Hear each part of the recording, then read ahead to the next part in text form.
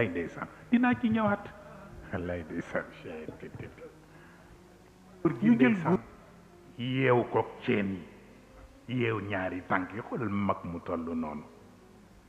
peut-être gis nga pouvoir baaxul parce que dootoo nekk nit ñu di ko diri mënul dox bu baax ndax ceen yi ñu takke tànk yi ñu dajale ñépp rek pour humilier leen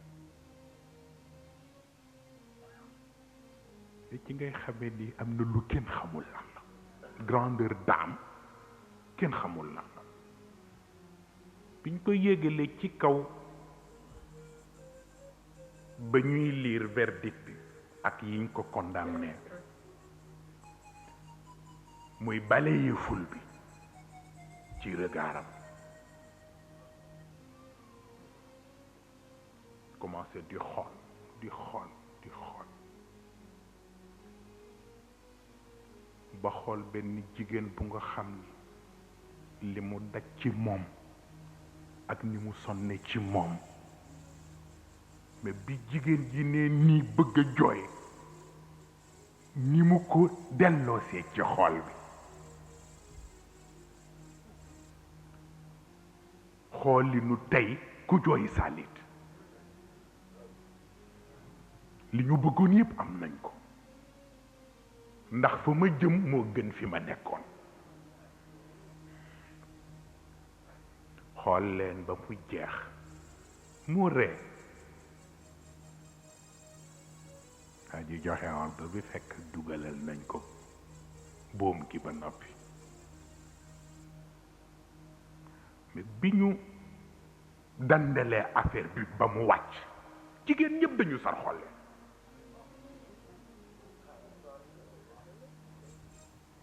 parce que victoire la parce que dee du défaite te xamoon na ni peut-être perdre na la bataille mais perdre lu woon la guerre tey jii foofa seen sharia mooy alquran tey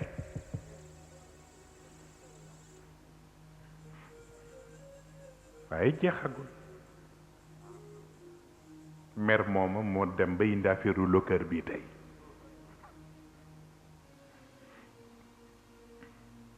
ñu jóge ci indi ñoom Bismarck indi ñoom Napoléon Bonaparte ku ci nekk ak wàllam nga xool Napoléon ba muy dem Égypte ak la mu fa yóbbu ci xeeti soldat mais li ko tax a yebbal mooy bi ñuy dem di dox ba jaar ci biir désertu Sinaï bi fekk jant bi di dugg ba timis ji di dugg mu seen benn nit kot ci biir Sahara bi noonu mu taxaw ak ne allahu akbar di julli mu ni na convoi bi taxaw convoi bi taxaw mu wax général bi mu dendaloon ni ko xam nga ni kee day digganteem ak l'infini dara doxu fi ñu ko kon nag la ma taxoon jóg lii ma seen wàññi na ko da ba mu yeggee Égypte dafa mujj woo ay généraux yépp ñuy ñëw inna shaab alladi sataishuuna maahu mu ne leen yantasibu ila alislam waaw wa awalu ma yuminu bih huwa annahu la ilaha illa allah wa anna muhammadan rasulullah kun leen kon nag fa aamiluhum mithla ma tuaamiluna bi alyahuda wannasara leen ñii ma gis li ñu gëm nit mënu leen teg ci mettit lu tax ñu dellu gannaaw xas nañu gëm ni yàlla yàlla gëm nañu muhammad mooy yonentam kenn mënu leen a teg lu tax ñu dellu gannaaw kon nag li ma fi gis mooy bu leen ci ñaaw na ngeen rafetoog ñoom ni ngeen di jëfanteeg juif yi ak chrétiens yi na ngeen ko jëfanteeg ñoom ba xam ne ni bu dul loolu rek du dem mais malheureusement li gën a yéeme ci àdduna bi nag tey nga xam ni moom mujj yëngalaat yëpp mooy li ñoo tuddee as-suhyuniyatul alamiya mooy le sionisme international gis ngeen ko fii ci film bi yi ngeen di dégg ci àdduna bi yëpp yi ci ëpp doole ci seen loxo la ne lobby yi fi nekk yëpp presque ñoo ko contrôlé ci wàllu politique ci wàllu surtout média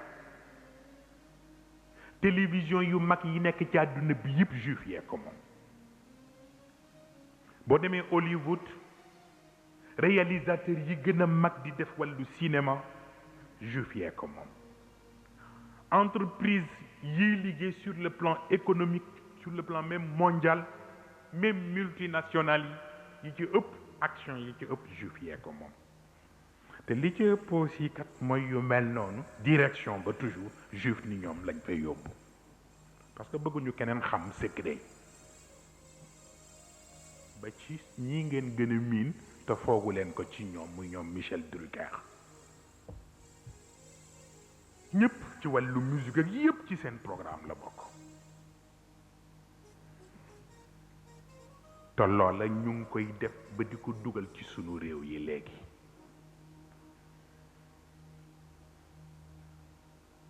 keroog maa ngi koy wax fii ci table ronde bi amoon ci média yi bi ñoo wax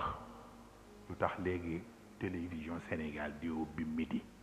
léegi ci les jours de la semaine ak programme yi moo teg di ci jaaxle fekk nit ñee xamul loxo mais ñun xam nañ dossier ba na mu demee ka bokkoon ci opposition bi ànd ak ñun te xëy wor ñu te dugg ca biir moo fa yóbbu dossier ba ndax programme am la woon boo mu ko waxee ak ñoom xam nga ñoom dañuy def rek duñu liggéey dara mais lu nit am ñu jëkkantu la ci la ñuy jëlee programme boobu parce que li mu wax moom moo di jeunesse bi ku leen bëgg a dévier ba duñ la tal da nga leen di wutal ci programme loo xam ni ca la ñuy nekk rek ba duñu gestu liy fayda donc mu firi la ma leen waxoon jël liberté suule ko liberté ñu organiser wu ñoom sionisme international def nag ay plan seet lañ cay séq ak anglais yi seet lañ cay séq ak Russie seet lañ cay séq ak français yi seet lañ cay séq ak américains yi parce que fu ne am nañu fa base mais bi ñu seetee ni àdduna baa ngi changé ji te biir pays du Golfe li ëpp ci richesse su àdduna bi mu ngi foofu te war nañu seet naka lañu leen di naxe ba richesse yooyu mën a ñëw ci ñoom ñu xam ni lu mel noonu duñ ko mën a liggéey à distance il faut que ñu nekk sur le terrain ci la ñu waxtaanee avec le gouvernement britannique te booba jamono ñu tërale leen ay plan seet naka la ñuy séddalee suufu arab yi surtout côté bi féete Palestine fexe ba wutal Israël foofu territoire nga xam ne bu fa nekkee donc mooy nekk seen antenne lépp lu ñu bëgg a liggéey ci le monde arabe te bu ñu nee monde arabe pour ñoom c'est le monde islamique ñu jarale ko foofu ci Israël wan nañ leen ko fii naan leen en 1948 nangam mais yëf yi jiitu na loolu jiitu na ko foofu yooyu yëpp mooy déclaration bi mais démarche bi ëpp na lool jiitu na ko. donc gis ngeen ni mu demee Nations Unies dugg ci plan bu ne ñu tëral ko li ñoo tuddee Wa'd Belfort la déclaration Belfort ñoo leen nangul pour ñu am territoire boobu. lan moo taxoon gis nga li nit ña xamul mooy li tax ñu tànc palestiniens yi jógewul ci israéliens yi rekk. arab yi ci seen bopp ñoo ragal palestiniens yi. benn ambassadeur bu Palestine bu nekkoon fii Dakar moo ma ko wax bés ni ma yéen waa Moustarchidine na ngeen jàppe seen bopp fii comme ni Palestine mel ci monde arabe. du ngeen am jàmm yéen comme ñu nit duñu am jàmm. parce que li tax arab yi ragal leen mooy toutes les grandes têtes yi nekk ci yi gën a am solo ci al aalam al arabi koo ci toppatoo ñun la Palestine la jóge dans tous les domaines lu ne la ñu maîtriser te yar seen bopp yarin gu nga xam ni dund ak deeyam ci ñoom ay kamikaze rek la ñu yor. Serigne Cheikh mi Yasser Arafat mas na ko fi invité 6 mois mu dem ak ñoom ñu dugg ci biir Makki bi entraîné nañ ko lu kenn xamul lu mu toll. tërëy rek la daan sol. première visitu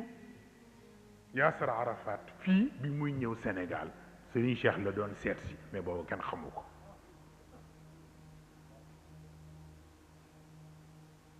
ki mu àndal nag bi mu xoolee Serigne Cheikh te miinu ko di laaj kii kan la ndax façon yi mu gis ci moom mu ni kii kan la Arafat daal di koy gestu ni ko muuminu min aali Firawn waaw ndeysaan waa na mu demee woon ca bu jëkk ba te Muusa la mu doon doxal am ñu ko nangul te nekk ci biir famille Firawna te bëgguñoo feeñ mu ne ko loolaa dellu si ci moom waaw donc xam nañu ko mais problème bi li indi affaire territoire bi jógewul ci Belfort ci boppam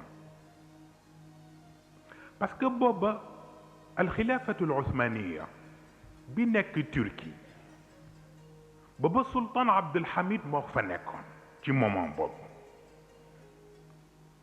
le sionisme international yónnee benn délégation pour mu dem ci moom au lieu ñu wax ak moom waxu yiw ñu waxeek moom waxinu ko bëgg a corrompre ndax booba ci empire ottoman dañu am ay difficultés sur le plan économique boobu ñu ngi am ay arriérés de salaire fayu ñu fonctionnaire yi budget yi ñu war a doxalee état bi yépp kees yi dara nekkatu fa presque ndax boobu tëralal nañ empire bi ci xeeti conflit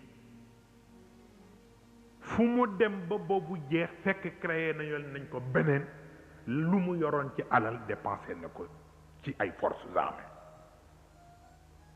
ba alalam yépp fa la jaare léegi nag ñu xam ni sonn nañ ñu yebal ku ñëw pour négocier ñu jox leen ci alal lu ñu régler seen situation économique ci benn charte mooy nañu leen fexe ba mun leen wutal benn territoire ci biir Palestine ñoom ñu mën fa jële seen émigré yi nekk Union soviétique ak yi nekkoon Allemagne ñu mën leen fa jële pour que ñu mën a installé wu foofu biñ ko waxee sultan Abdul Hamid yéen mais yéen xamu leen lu xew mun leen parce que itam suuf bi ngeen may laaj man moom ma ko mu ni ko du suufu sax Palestine suufu jullit yi mu ni ko jullit yi ñoo fa tuur seen deret ba tey jii foo fa teg sa tànk jàppal ni martyr tëdd na fa kon nag suuf bu mel noonu doo fekk ñu mel noonu tuur seen deret ba jot ca ngay ñëw pour xaalis buñ lay neexale tax nga di ko jox ci lu dul xaq kon nag li ngeen ñaan duma leen ko man may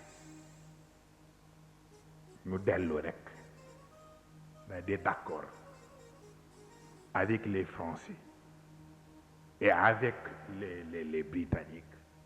pour que nañu fexe ba tëralal ko plan moom Abdul Hamid pour dindi ko ci pouvoir bi te teg fa seen nit loolooy xew fu ne ñu tëralal ko fexe ba isolé ko wàcce ko ci pouvoir bi dem jël Mohammed V bokkul ak Mohammed V bi jur Hassan II bokkul wan nañ leen Mohammed V boobu mu sol benn tarbouche moom naka lañ ko defal proposition parce que bi muy ñëw loolu ko indi pour régler ci seen problème automatiquement mu jël li ñu ko dig automatiquement mu gis ak Belfort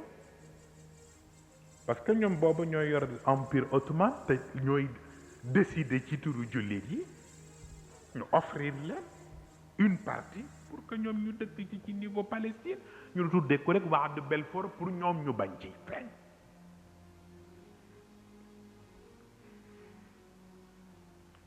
ba ñu fa jógee nag loolu am ak tractation yi ca am dégg ngeen ni ñu leen wax ki ñoo tudde Ben Gurion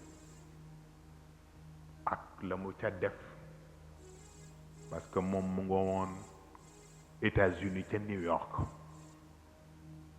donc bi mu déggee ni déclaration bi am na ci la rentrée si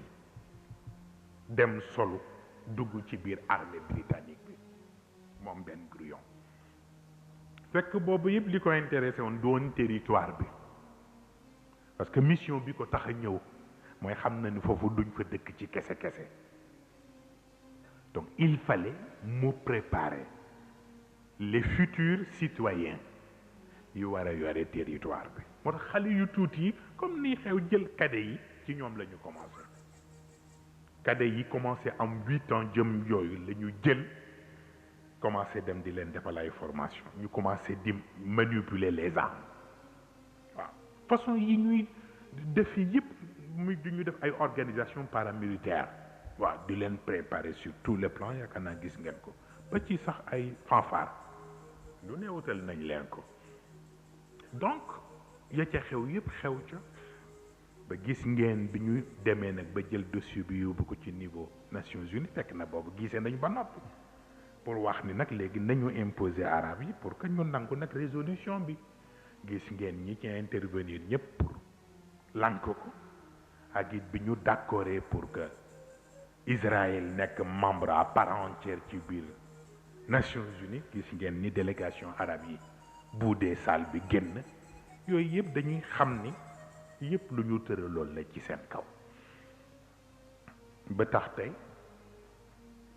la ñu mayoon Israël ak la ko taxoon jóg foog naa ni mujj na yokk yëf yi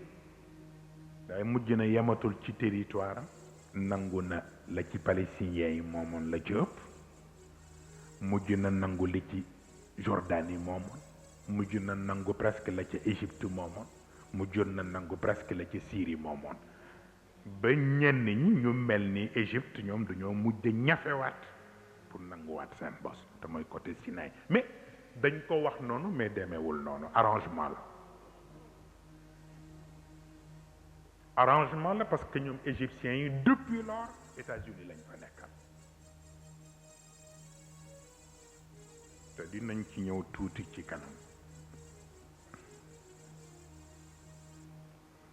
mais bi ñu defee loolu ba ñu séddee leen li ñu leen séddee ci territoire palestinien pour que ñu mën a am jàmm ñoom dañu tëral beneen complot bi mooy dañu dem ci ñu yore empire ottoman bi ñi nga xam ni ñoo yore pouvoir bi ñu gis leen ci ruq ni leen jaaduwul yéen ngeen di ay turc capitalu l'islam bi nekk fii ngeen bàyyi arab yu dof yi ñu di leen rax génne leen arab yi ndax yéen a gën a nuroog ñun te fekk arab yi nekk ci seen biir duñu mën a jaxasoo walan tarda anka al yahud wala nasara hatta tattabia millatahum ñoom it ñu commencé di seet li ñu leen wax fi ñuy seete li ñu leen wax naka jël nañu benn agent des services secrets britanniques ku ñu wax Lawrence mais Lawrence d'Arabie lañ ko daan wax du sol sax yére tubaab ba bi mu faatoo yére yi waa Màkka di sol moom lañ ko solal suulaale ko beneen yoon dinaa leen wan bàmmeelam ak yi mu sol ak statue yi ñu ko defal donc Lawrence ñu yónni ko moom itam mu dem ci côté arabe yi ni leen ngeen waaj parce que Turquie yi nee nañ da ngeen leen lëjal ci biir seen pouvoir bi te bëgg nañ leen ci génne bu ngeen yéexee nag dañ leen di bett xam nga déjà li ñu naan féerxoo kub réeroo fa Turquie yi ñoom nekkee di xalaat nekkee Lawrence defal na proposition côté arabe yi ni leen mën nañ leen booleeg benn général britannique mu defal formation seen troupe yi rapidement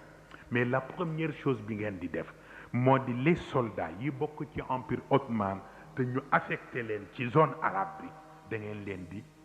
enlever jàpp leen comme otage. Il y avait des milliers de soldats ñu jàpp ñëpp soldats comme otage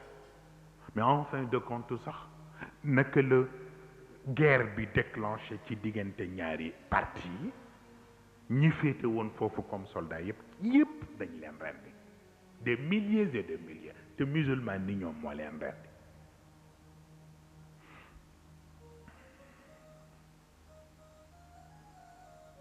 naka la ñu pare ci boobu ba mu wóor leen ni Turquie ak arab yi reyante nañu ba presque dara desatu ca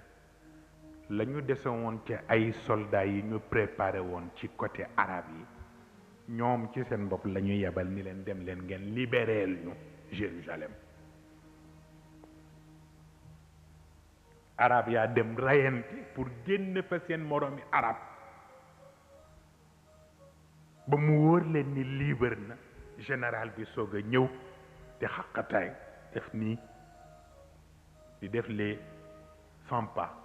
di dellu si di ree ba ci yàgg mu taxaw rek xaqataay ñu ni ko leeral na mën a al yawm intahat al xurubu salibi mu ne tey nag mën nañoo wax ni la guerre des croisades est terminée parce que léegi li ñu taxoon di rey sunu bopp mooy Jérusalem bi nekkoon sunu capitale ñu nangu ko léegi fexe nañu ba ay arab nanguwul waatal ñu ko kon nag léegi ci sunu waaw la ñuy wéy kon kay lu ñuy xeexati jeex na waaye am ku ko ni xeex bi jeexagul parce que fekk l'islam a ngi dund am ñu ko yaakaar xeex bi du jeex waaw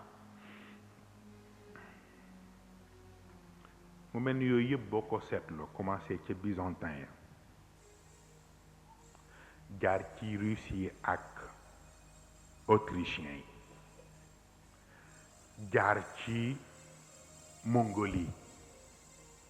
jaar ci espagnol yi ak portugais yi ca Andalousie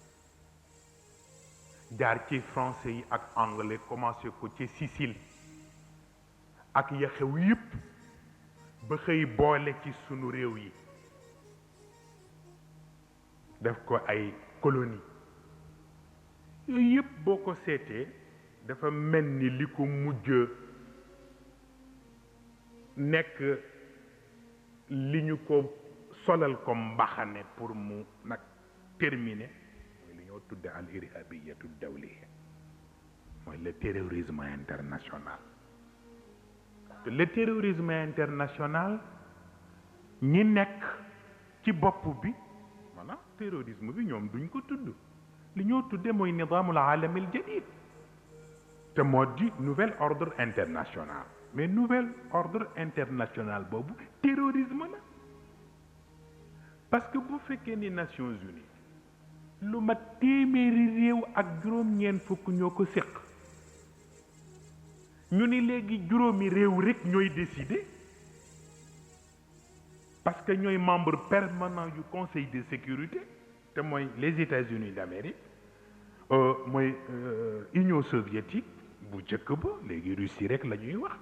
Grande-Bretagne la France ak la Chine mu mel ni li yàlla waxoon yumhi llahu man yasha wa yuthabbit wa indahu ummul kitab léegi nag moom nizaamul aalamil jadid léegi Amérique léegi yumhi ma yasha wa yuthabbit États-Unis d'Amérique léegi moo naan lii la ñuy wéyal wala lii duñ ko wéyal léegi yi yàlla jëloon yépp comme ay pouvoir joxe ko pouvoir yooyu États-Unis léegi jël na ko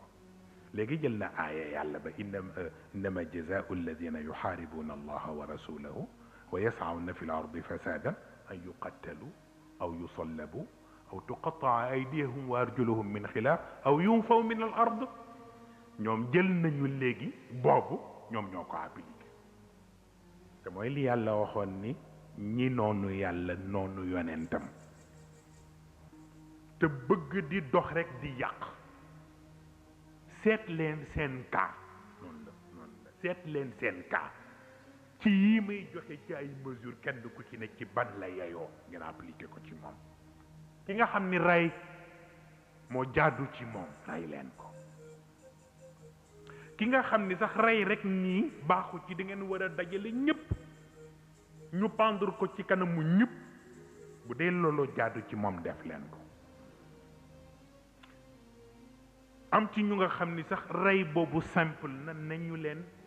daggaate ci kanamu nit ñi yàlla ko tudd waxin la ñi nga xam ni itam xëy na du yàgg foofu waaye ku leen fi bàyyi ñu yokk yàq bu laajee ñu génne leen yóbbu leen feneen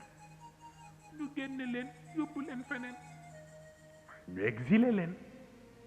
mais gis nga boobu yàlla daf ko wax noonu rek waaye dem nañu ba ñoom ci seen bopp ñoo faf jël aaya bi léegi ñoom di ko appliquer ñoom ñooy rey ku leen gêné ñu rey bokk na ñi leen gêné mooy les Iraniens bañ nañ ci feeñ jox nañu Irak arme mu wàññe doole Iran waaye wolof nee na ku xamoon li lay yoot kon nga bàyyi li ngay yoot Irak def na ko ba noppi fi muy tëgge dënnam ba defe ni victoire ci jot ndeke boobu ñu ngi jaay tànkam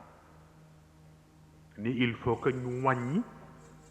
li mu yor ci ay arme parce que ñoom ñoo ko jox les États-Unis ñoo ko jox yenn yi Russie jox ko yenn yi France jox ko yenn yi Angleterre it am na yu ñu ko jox ci biir loolu Arabie Saoudite liñ ko jox ci alal ëpp na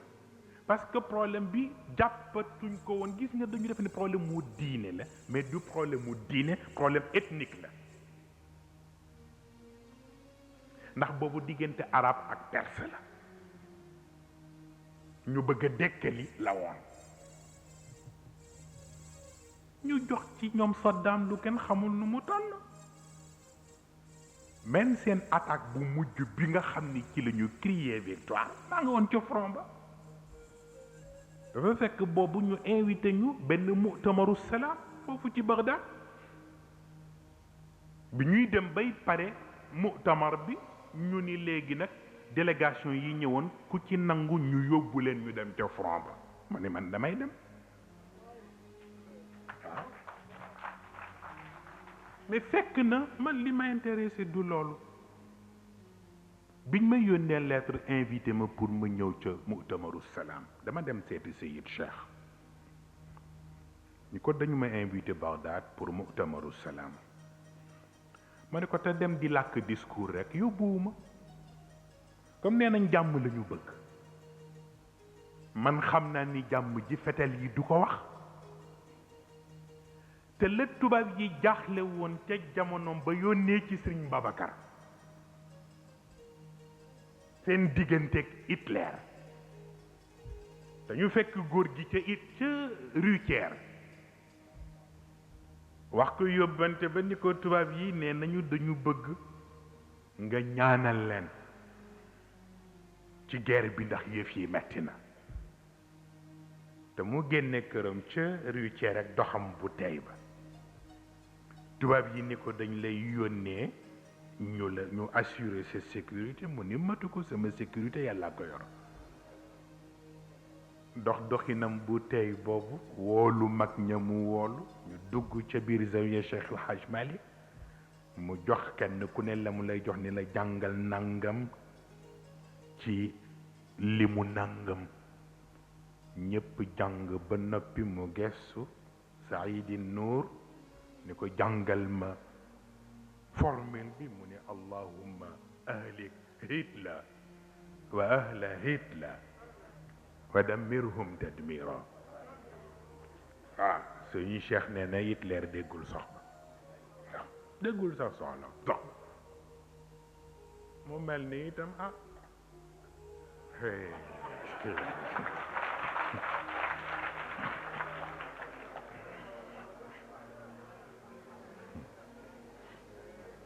li ma ci waxtaanee ak moom nag ni ko comme loolu man wóor na ma ni mu ngi fi ma ni ko dama bëggoon rek nga ñaanal leen jàmm am mu ni ma Mustapha yomb na yàlla de mu ni ma seulement arab yi seen musiba mooy gëmatuñu yonent bi bu ñu defee ne nag ni seen solution problème mën na jóge feneen fu dul ci yonent bi dañuy nax seen bopp mu ni ma boo demee nag na nga leen ko wax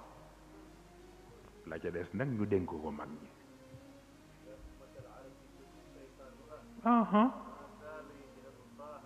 aw yaasina kon nag yaa ummat al arabi al garraayit fattaxidi min al qararati ma yastaabidu al hidaba فالعصر عصر النضال في مخاطرة نضال فكر إذا ما غالبوا غلبا وكان للغرب ما شاهدت من أثر فاستخدم الغرب في إصلاحه الذهب وكعبة الله تدعو كل منطقة في كل عام تقيها الحر والحطب هناك أفئدة تهوي لدعوتها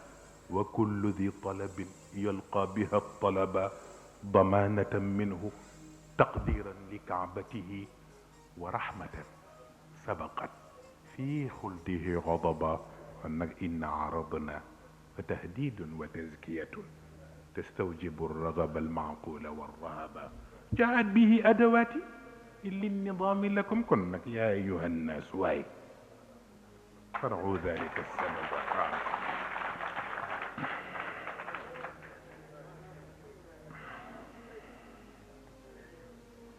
mu mel ni itam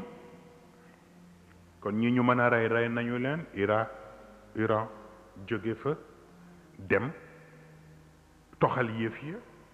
parce que li ñoo tuddee alxadiqatul xalfiya ñoom bëgguñu ko xamaloon ni ñoom ñoo tàlle xew fële ca Bosnie ñoo tàll la xew Tchétchénie ñoo taalit la xew Kosovo ñoom la parce que xam nañ ni Europe de l'Est bu fa l'islam duggee rek dana dellusiwaat ci Europe de l'Ouest moo tax ñu dugg fa nag semmal leen wàññi seen doole sonal leen ba nga xam ni mburu mu ñu lekk la ñu tal mais talatuñu sax leneen ñenn ñi faf réfugié dem feneen ñi ci mën a jël ñenn jël leen ci niveau allemand ci niveau Italie kenn ku ne ya nga mën a jël nga jël ko parce que loolu lañ ci bëggoon pour disperser leen waaw mu mel ni yooyu yëpp ngeen ko gis ba ca des mooy aw yu sallabu ku ñu mën a pendre nañu la pendre waxin la kooku nag islamiste yi yee ko moom waaw foo gis rek foo gis procès des islamistes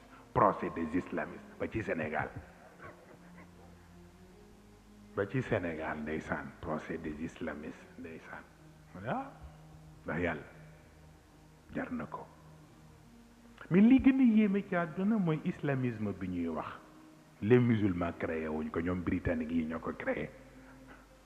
xoolal loolu li tax moo di dafa amoon benn xëccoo bu am ci ñaari côté benn côté bi mu nga jóge Arabie Saoudite benn genre mouvement la bu nga xam ni ki ko créé mooy Cheikh Mohammed ibn Abdil Wahab ñoom la ñu mujj di tuddee les wahhabites am beneen bu nga xam ni ñoo yore li ñu tuddee le soufisme ñi ko yore ka nekk à la tête di Mohammed Ali bi nga xam ne moo nekk Égypte léegi nag ñi nekk Arabie Saoudite comme dañu am complexe gu day ni nekk ga fa Kaaba ga ne dafa ne ni ñoo war a sax ñëpp diine ñële nag gëm ci wàllu soufisme xam ni ni yonent yi amee noonu leen nitu yàlla yi amee ñuy dem ci bàmmeelu nitu yàlla yi di fa ziyaara di fa ñaan yàlla di faj seen aajo mu naqa di ñële nag ñoom itam ñu jóg pour wane seen autorité ni leen nag da ngeen koy teg ci suuf parce que kenn rek lañu war a jaar ci moom ñaan mooy yonent bi donc muy ndi xëccoo bi mu indee xëccoo français yi yëg ko dugg ci biir ni comme égyptiens yi ñoo leen gën a jege parce que saoudiens yi ay conservateurs lañu ñu commencé dem di préparer ñoom Mohammed Ali naka la ñuy mën a def pour mën a dal ci kaw wahabit yi mais britanniques yi aussi bi ñuy yëgee loolu te boobu am na fierté bu nekk seen diggante ak français yi bëgguñu bàyyi français yi ak terrain bi léegi ñu dem ba faf nangu lañ fa amoon moo tax ñoom itam ñooy intervenir dem dajale ñaari parti yi wax ak ñoom mais fekk na avant ñu leen di dajale woo nañu Mohammed Ali ci pet ni ko dinañ la assurer pour que royaume bu Égypte danañu fexe ba ci sa loxo lañ koy teg te boo fi jógee sa famille ñoo koy donnante dig nañu la loolu à une seule condition nga nangu cédé bàyyil xeex bi ak jaamarloo bi danañu régler problème bi mooy itam waa accepté uniquement pour liñ ko dig ñu gis itam wahabit yi ci côté ni leen problème bi réglé wu na jaratu ko léegi accepté nañu leen ñoom xam nañ ni autorité bi ci yéen la nekk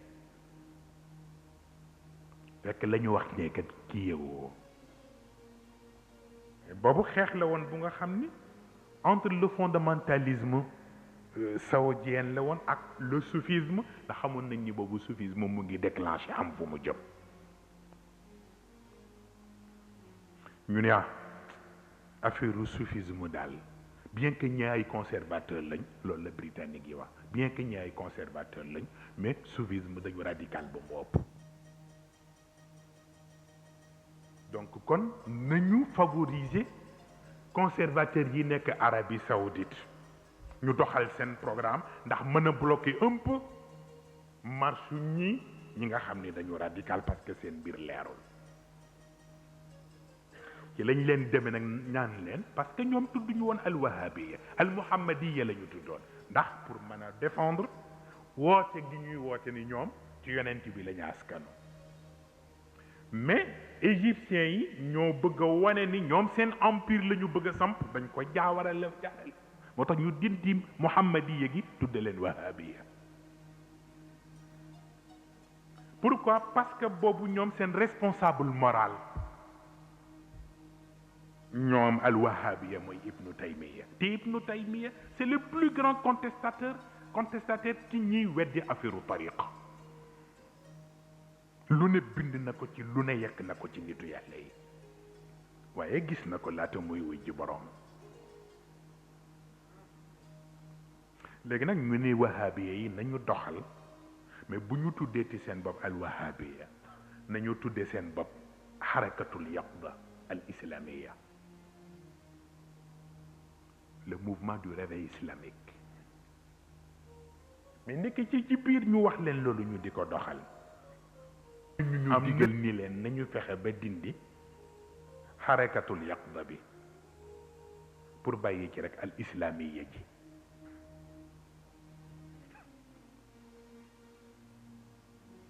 donc la naissance de l'islamisme foofu la jóge naka lañ ko def nag ba noppi jaar ci juif yi ni leen nañu leen attaqué pour wan leen ni leen comme islamisme ngeen indi nag kon ñu nit ñu indi judaïsme tag fii ñeneen ñi ni indi christianisme tag fii loolu la ñu jëlee xalaatu laïcité.